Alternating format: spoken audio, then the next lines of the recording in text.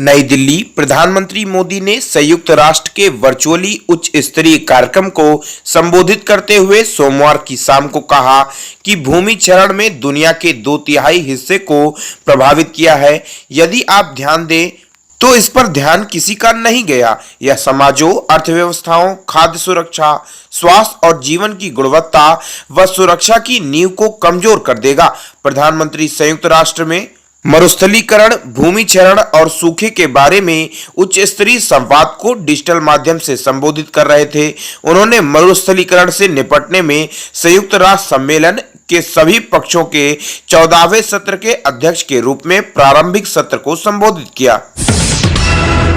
नई दिल्ली। भारत में corona virus की दूसरी लहर के लिए जिम्मेदार डेल्टा वेरिएंट ने एक बार फिर से रूप बदल लिया। हर बार एक वायरस का नया वेरिएंट और खतरनाक रूप लेकर सामने आ रहा है। डेल्टा के इस नए वेरिएंट का नाम डेल्टा प्लस या AYE रखा गया है।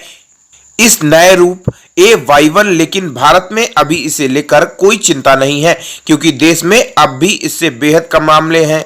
वैज्ञानिक ने यह जानकारी प्रदान की है। डेल्टा प्लस वेरिएंट वायरस के डेल्टा या B1.617.2 प्रकार में उपपरिवर्तन होने से बना है, जिसकी पहचान पहली बार भारत में हुई थी। यह महामारी की दूसरी लहर के लिए जिम्मेदार था। यूपी में विधानसभा चुनाव से पहले रोहिंग्याओं की घुसपैठ, यूपी ATS की पूछताछ में बड़ा खुलासा।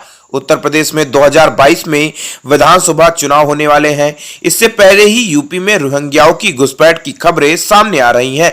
पिछले कुछ दिनों से रोहिंग्याओं के खिलाफ यूपी ATS की ताबड़तोड़ कार्रवाई के बाद यह खुलासा हुआ कि उत्तर प्रदेश में रोहिंग्या अपराधी अपना ठिकाना बनाने की फिराक में हैं। ऐसे में उत्तर प्रदेश में आगामी विधानसभा चुनाव को लेकर खुफिया तंत्र अलर्ट पर है। कोविड-19 वैक्सीनेशन। देश में कोविड-19 टीके की 25.87 करोड़ से अधिक खुराक लगाई गई। मंत्रालय ने बताया कि देश में इस वायरस के विरुद्ध टीकाकरण के तीसरे चरण की शुरुआत से अब तक देश भर में 18 से 44 साल के आयु वर्ग के 4,34,032 लोगों ने कोविड-19 टीके की पहली खुराक ली, जिसमें 8,333.808 लोगों ने इसकी दूसरी खुराक ली। सेंसेक्स निफ्टी एक नए रिकॉर्ड स्तर पर। रिलायंस इंडस्ट्रीज, इन्फोसिस और TCS के शेयरों में तेजी। रिलायंस इंडस्ट्रीज, इन्फोसिस और TCS जैसी बड़ी कंपनियों के शेयरों में तेजी तथा वैश्विक बाजारों के सकारात्मक रुख के बीच सोमवार को सेंसेक्स 77 अंक की बढ़त के साथ अपने नए सर्वकालिक उच्च स्तर पर पहुंच गया।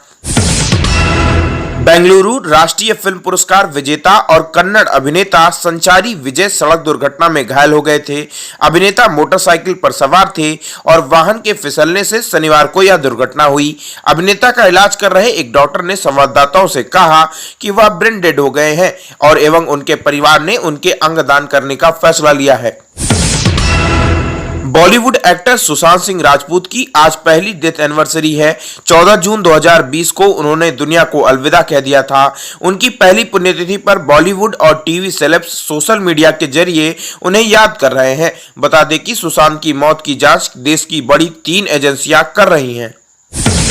रूस। टोक्यो ओलंपिक की तैयारी में लगे भारतीय फ्रीस्टाइल पहलवान बजरंग पूनिया तैयारी में अंतिम चरण में है। वह इस समय रूस के एथलीटों के साथ ट्रेनिंग ले रहे हैं। 27 साल के बजरंग ने ट्विटर पर कहा कि मैंने रूस में 70 किलोग्राम में 2019 विश्व चैंपियन डेविड वेव के साथ अपना प्रशिक्षण शुरू किया है। पैट्रिक चिक के 2 गोल की बदौलत चेक गणराज्य ने यूरो 2020 फुटबॉल टूर्नामेंट के ग्रुप डी के मैच में सोमवार को स्कॉटलैंड को 2-0 से शिकस्त दी। पैट्रिक ने 42वें और 52वें मिनट में गोल दागे। बायर्न लीवर्कुसेन ने इस खिलाड़ी का दूसरा गोल दर्शनीय रहा। स्कॉटलैंड ने चेक गणराज्य के गोल पर हमला किया, लेकिन गेंद पर कब्जा खो दिया जो पैट्रिक के पास पहुंच गई। नफ्ताली बेनेट बने इजरायल के नए पीएम। नेतन्याहू के 12 साल का शासन का अंत। दक्षिणपंथी यामिना यूनाइटेड राइट पार्टी के नेता नफ्ताली बेनेट ने रविवार रात को इजरायल के नए प्रधानमंत्री के रूप में शपथ ली। इसी के साथ बेंजामिन नेतन्याहू का बीते 12 साल से चल रहा शासन समाप्त हो गया। नमस्कार दोस्तों, एशियन हेडलाइंस सच का आईना में देखिए राजनीति, मनोरंजन, बिजनेस, खेलकूद, धर्म और देश दुनिया की प्रमुख खबरें। एशियन हेडलाइंस पर हमारे चैनल को लगातार देखने के लिए सब्सक्राइब करें, बेल आइकन दबाकर अप्रूव करें।